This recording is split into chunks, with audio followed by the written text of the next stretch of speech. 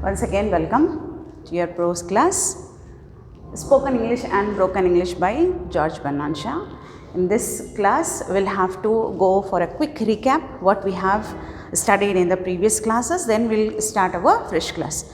So before that, let us get that what George Bernard Shaw has said. He was actually delivering a speech on gramophone live to the audience, and he said that if you are not a native speaker, if you are learning a foreign language, don't learn like a native speaker and don't try to imitate a native speaker, because according to George Bernard Shaw, native speakers themselves never speak language in a same way. Their accent and their pronunciation would be different from each other. In the first class itself, I said you that no two British people can speak language in a same manner, he said. In the same way, he said that even the committee which has been organized to select the members or select the employees for the BBC, British Broadcasting Corporation, at that time of the interview, these people were not able to judge it out the persons on simplest, commonest pronunciation of the words yes or no, because every member was pronouncing in a different way. Even though the members were very celebrated, very famous and popular personalities, but they could not able to judge it out who is correct, because everybody is thinking I am correct and I am correct. So everyone's pronunciation is correct. You cannot say that okay, when you are saying yes, it is not yes, it is no. Can we? No, yes is yes only, but how do you pronounce and how do the native speakers pronounce is totally different. So why to judge it out our pronunciation with that of the other ones? And he said that when you are speaking in public, you would have to keep it in mind that public speaking should be spoken each syllable by syllable. That means in a very different manner that could be heard by the people in a very clear way, and they could understand, they could get the meaning of that spoken English or spoken language by you, everybody, it can be reachable to all. And he has said that if you are speaking at a personal level, that should be different. And if you remember, the example was being given like how the family speaks in front of the people and the other people and in all alone. So that was the thing, like we would have to keep it in mind. And if suppose we are not speaking proper English, there is nothing to be worry about. We are speaking, that is more than enough. Okay, so now the next, let us start the fresh part. What he said is that don't learn perfect English. If you are willing to travel to England, don't try to learn the perfect English. Don't think that this English is perfect, this English is correct. Just speak the language as you have learned. Don't try to speak perfect English in the place where English is the original language. Like good English, no such thing. Good English is nothing like correct English. Good English is nothing to be criterially you can say fixed in a frame that it is good English, it is the perfect English. So there is nothing like that. You just have to speak the English which is presentable, which can be the people can able to get the clue from the words at least, so they can understand your language. That is enough. Now here he has given like don't use grammatical phrases with natives. Like if suppose you have thought that you have to use the proper grammatical formation of the sentence because you are speaking to a person who is a native speaker and who knows English better than you, then you are wrong. You should not use the total grammatical phrases. Why? Because if you are speaking very good English and that too very good grammatical phrases, formation of sentence, then they may think that either you could be a trickster. Remember in Umbrella Man, we found one of the trickster.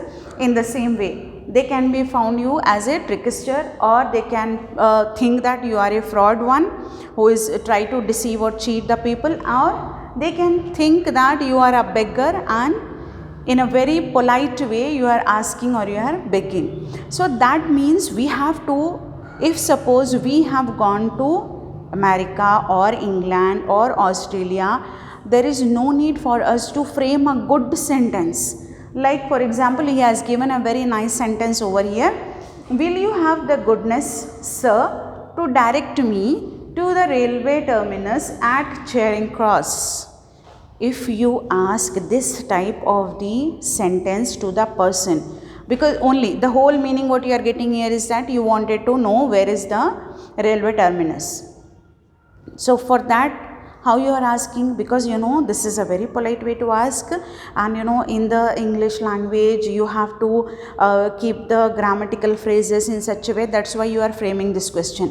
But what he is saying, instead of such a big sentence, it's better you just simply ask in a broken English, Charing Cross, which way please?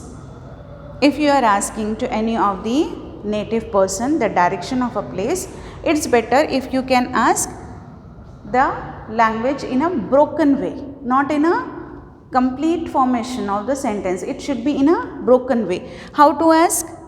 Charing Cross, which way please? What does it mean? Like the person can get a clue. Charing Cross, you are asking which way? So obviously they have understood that okay, this person is a foreigner and he is new in our country, so everybody can get overwhelmed to help you out. They are ready, eager to help, they jump to help. Okay, he doesn't know the place, so we should come up and help, because the person is speaking a broken English. If you speak in such a lengthy sentence, they may feel like yourself is a fraudster or a trickster. And the advices given by our writer is that George Bernard Shaw has said, don't be afraid to travel. If you are willing to go to a certain place, like to any of the abroad countries, from USA right now the people have a lot of love for USA and Australia. So if you want to go over there, even UK is still in trend. So if you want to you have a wish to go to those places, so never afraid to travel because you don't know English. If you know this much English to speak in a broken way, that is enough. But don't get afraid to travel to the places. The next is learn foreign languages, not same as natives. Learn the foreign language, but don't speak as the natives speak, because they may feel as an insult. They feel that because they don't understand. Now just imagine it out. When you are now in Hyderabad, if suppose you are asking anybody the address of anything, like which way please. So when you have asked, how do you ask? Where is this? Or don't ask this one also. How do you ask? That address, you say the address, that function hall, where is it? That hotel, where is it? That person will give you the answer not in a grammatical correct sentence, neither in Hindi, Urdu or Telugu. They give in a very direct answer. Go straight, take right, left, over. So please take right. First take the straight path for 400 meters, then take a right turn.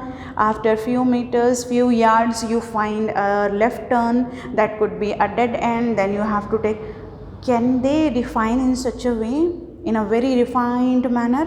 No, that shows that when they don't go into the refined manner, because they are the native speakers.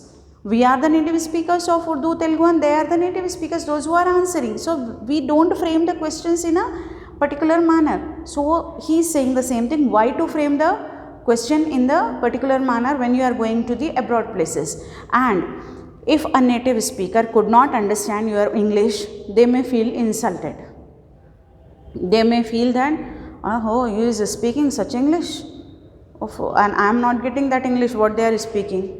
Even though I am a native speaker, I am original speaker, so they don't want to help you out. He said the same thing. They feel it as an insult. If natives do not understand, language is spoken by the foreigner. And if a foreigner person is speaking very good English, they may get offended, they may get hurt. They have also learned English.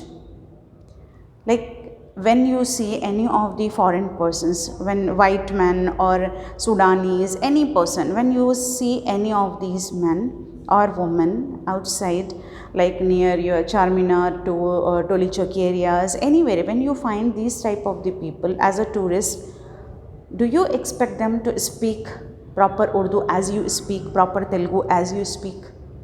No. You know, already you have an assumption in your mind. If they speak, they will speak in a broken way. And then only you accept them, because you know they are the tourists, they are not belonging to our place.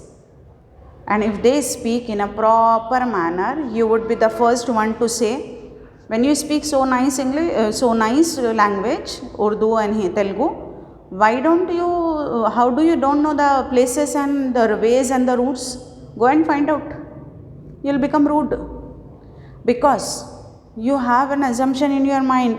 You start judging it out that this is the person who is from this certain place and who is supposed not to speak our language.